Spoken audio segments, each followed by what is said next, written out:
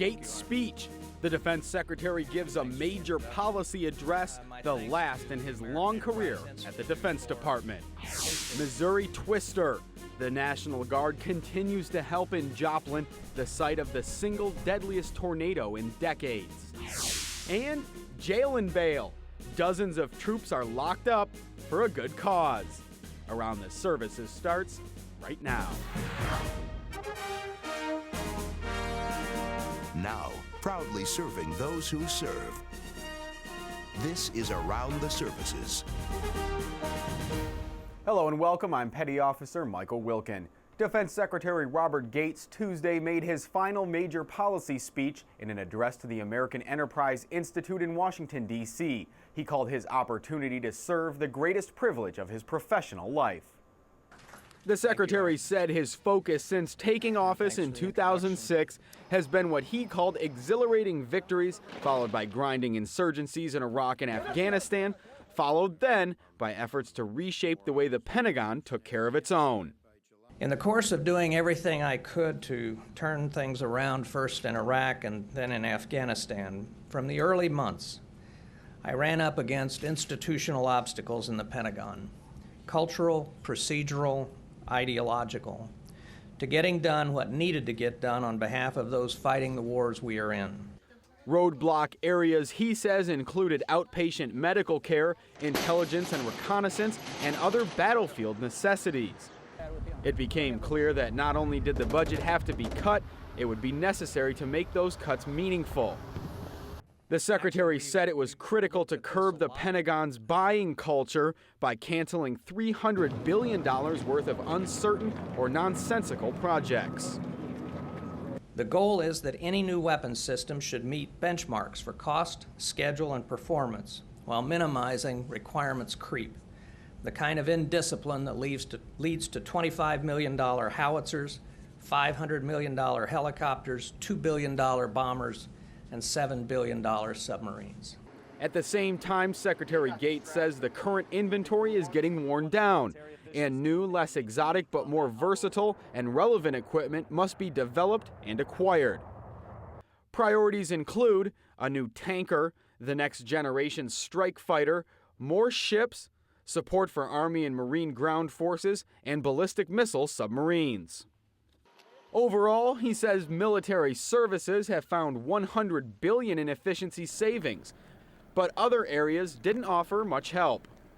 With respect to these components, known internally as the fourth estate, the efficiencies experience was something akin to an Easter egg hunt. My staff and I learned that it was nearly impossible to get accurate information and answers to questions such as how much money did you spend and how many people do you have? The secretary says the military may have to become smaller in order to meet the president's budget requirements. I've said repeatedly that I'd rather have a smaller, superbly capable military than a larger, hollow, less capable one. But he adds that the enemy has a vote, and it's hard telling what conflicts may be on the horizon. To shirk this discussion of risks and consequences and the hard decisions that must follow, I would regard as managerial cowardice. We're headed downrange in just a few minutes, but first let's go to the Pentagon Channel newsroom for the latest headlines.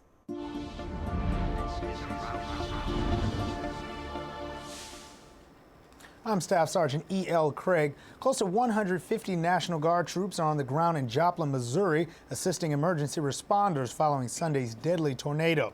President Barack Obama says he will travel there Sunday to meet with the victims. Meanwhile, authorities have raised the death toll to 116. Officials say the entire force of more than 11,000 Missouri Guard members is ready to help if needed.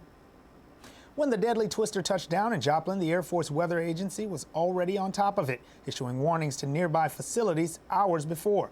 If it has anything to do with the weather, the agency has it covered, and in some cases acts as a backup to national agencies. From basic trainees to military pilots and troops on the front lines, the Air Force Weather Agency provides support monitoring the weather across the globe. We take a very deliberate approach to severe weather. The first weather group consists of experienced forecasters that provides a 96-hour outlook of weather threats daily for hundreds of military facilities around the country. The decision makers at these installations require a little more notice than the National Weather Service provides. We had issued a severe thunderstorm warning several hours before the event, and then they begin to take protective actions based on that warning. Military meteorologists work with other agencies like the National Weather Service and is a backup to the National Severe Storm Prediction Center. They may have a computer hiccup and poof, they're offline. And the 15th OWS then has to pick up the ball and run with it at that moment. The country really can't afford for there to be any lag time. But the military's priorities can be different, and Air Force weather personnel often make calls for areas the National Weather Service may not. If there's severe weather in one of the training areas at Fort Hood, for instance, Fort Hood is an enormous military installation. And if there's severe thunderstorm potential out in the western maneuver areas, we'll issue a weather warning for that chunk of Texas where there's no town, no local citizens, but there may be hundreds, maybe thousands of military people out there training. The 1st Weather Group squadrons produce forecasts for specific areas of the United States. That's your news update. For more military news, head online to PentagonChannel.mil.